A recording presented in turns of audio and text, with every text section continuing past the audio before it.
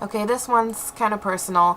I hope I'm not prying too deep into your personal life when I ask this, but as a mother myself, this question really interests me. I'm wondering, has your writing changed at all since having a baby? I don't expect you to say, oh, yes, my heart is 10 times bigger now.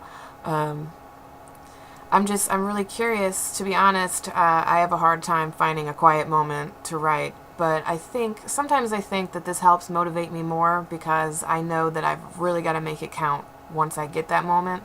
So, what's your experience since having the little one? Has it changed the way you write at all? It has definitely changed my writing.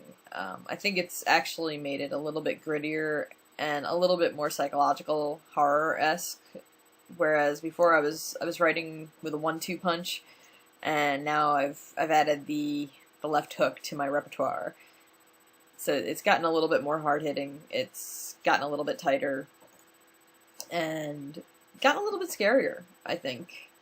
I wrote The Lazarus Stone while I was pregnant, and that that is probably the scariest thing I've ever written to date. So that's the one book that does disturb me more than any other.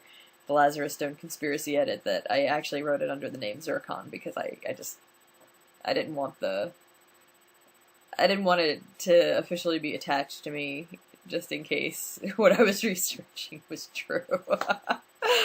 But yeah, it's definitely changed my writing. I think a lot more about what I write rather than just flying by the seat of my pants writing.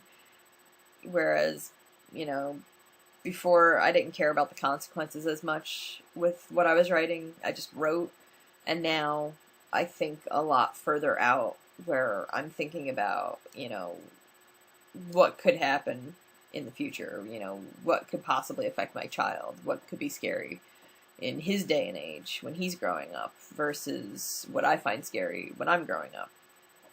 And so that's definitely affected my writing quite a bit in the process.